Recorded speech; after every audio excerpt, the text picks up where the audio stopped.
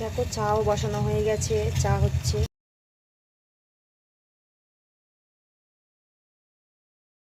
Morning বন্ধুরা, তোমরা সবাই কেমন আছো? আশা করছি যে যেখান থেকে আমার ভিডিও দেখছো তারা খুব ভালো আছো আর সুস্থ আছো।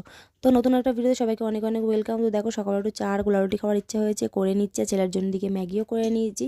আমার আজকে একটু চা আর গোলা রুটি খাওয়ার খুব ইচ্ছা হয়েছে। চলো তোমাদেরকে আমি একটা জিনিস দেখাই। দুপুরবেলা ঘুমিয়েছিলে বলে এত বেলা পর্যন্ত ঘুমালে, কারণ রাত্রেবেলা ঘুমিয়েছিলে। তোমাকে বললাম অত রাত সন্ধ্যা পর্যন্ত ঘুমাও না, বারণ করলাম তোমাকে, ওই জন্য অত রাত পর্যন্ত ঘুমালে। চলো খেয়ে নেবে, চলো। তারপর ছেলের ম্যাগিটাও আমার ঠান্ডা হয়ে গেছে, আর চা দিয়ে বললাম গোলালি খাওয়ার ইচ্ছা হয়েছে। দেখো কড়াও হয়ে গেল তোমার সাথে, ছেলের সাথে কথা বলতে বলতে।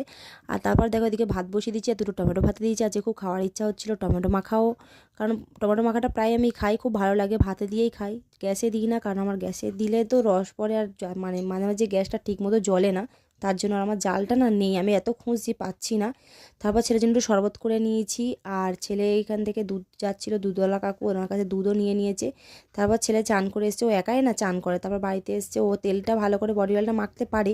আর এই বডি অয়েলটা না বন্ধুরা, আমি না অন্য বডি অয়েল ব্যবহার করি, যে দোকান থেকে নিয়েছি সেই দোকান উনিই বললো, ওই বৌদিটাই বললো আমাকে যে এটা নাও, এটা খুব ভালো, এটা একবার ব্যবহার করে দেখতে পারো। তো ঠিক আছে, আমি বললাম ঠিক আছে দিয়েই দাও।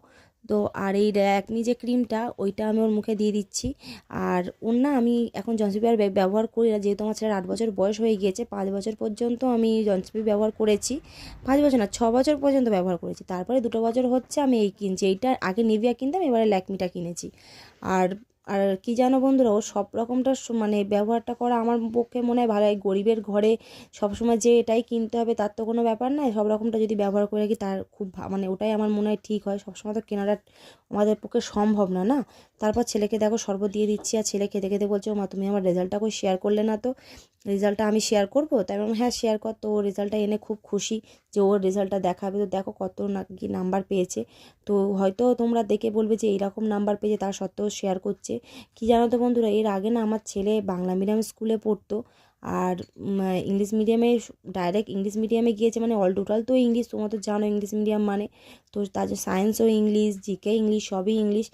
আর সেই তুলনায় আমার ছেলে সবই ইংলিশে এক্সাম দিয়েছে, শুধু বাংলাটাই বাংলা, আর সব তো বাংলায় এক্সাম দিয়ে ওর অভ্যাস। সেই তুলনায় ও নাম্বারটা যা ইংলিশে দিয়েছে, আমার মনে হচ্ছে খুবই ভালো নাম্বার পেয়েছে। তা তোমরা এই নাম্বারটা দেখে বলো তো যে ও ঠিক পেয়েছে না খুবই কম নাম্বার পেয়েছে।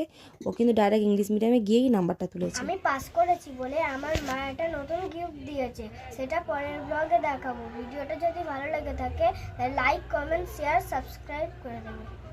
তো চলো টাটা।